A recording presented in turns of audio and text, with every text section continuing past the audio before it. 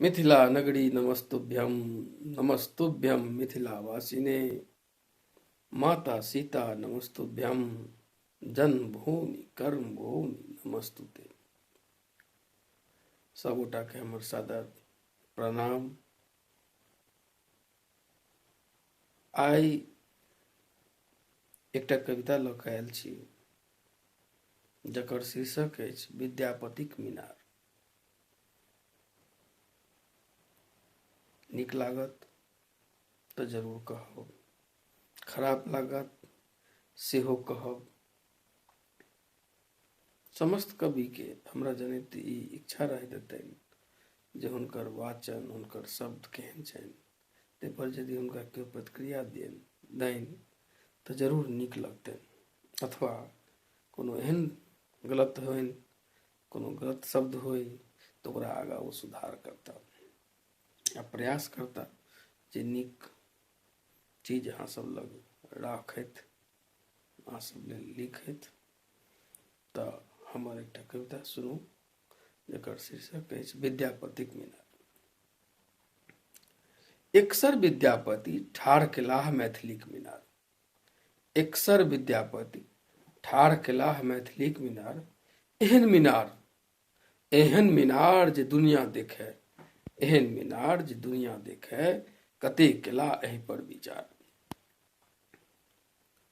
कतेको मैथिलीक विद्वत जन खोधि खोधि देखला मीनार। केहन पदार्थ लगाओल एहि में अछि एखनो धरि संदिग्ध विचार।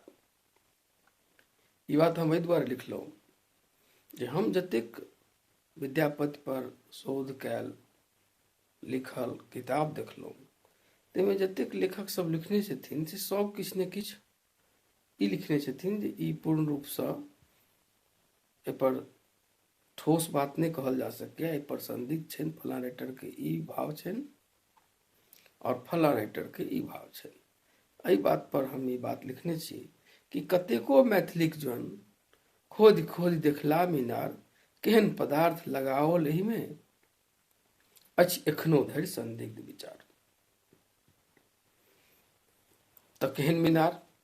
नजरि कतेको के टीक नहीं सकल, नजरि कतेको के टीक नहीं सकल, कारण मीनार तऽ छै सूर्य सँ सटल।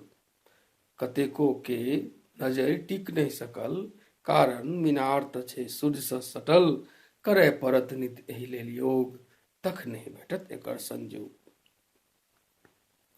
तऽ आब देखू बहुत लोग प्रयास केलथि, खोदला सब कियो मिल जड़ि एकर, खोदला सब कियो मिल जड़ि एकर, नोचय पटकय में लागल छथि सब। खोदला सब कियो मिल जड़ि एकर, नोचय पटकय में लागल छथि सब। नहीं बूझि सकल कियो आदि अंत, नहीं बूझि सकल कियो आदि अंत, तैयो कोरियाबय में लागल छथि सब। जहन हमरो सब एहन लोक लागल अछि, बहुत लोक लगला, लेकिन एखन तक आदि अंत के था पता नहीं चललनि।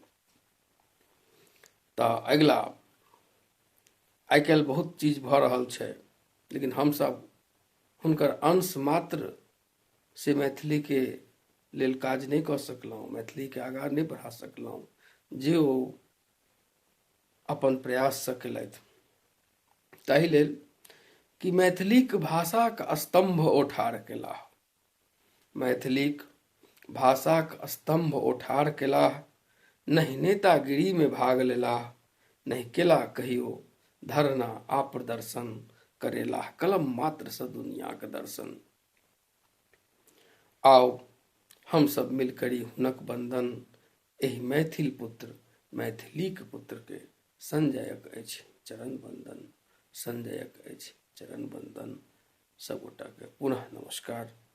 कोटि सँ सुनबा लेल धन्यवाद।